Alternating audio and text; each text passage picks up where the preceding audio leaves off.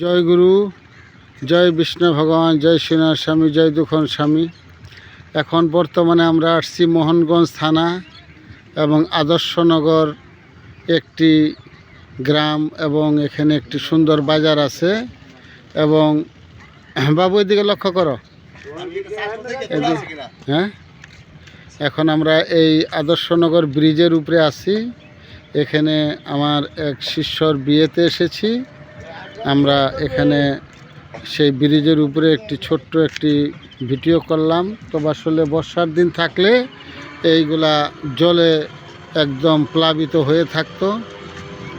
এটা আমাদের সাইজানি, আমাদের বাচ্চার মা, উনি এখানে আসছেন এবং আমরা সকলে মিলে এখানে আসছি এই বিয়েতে।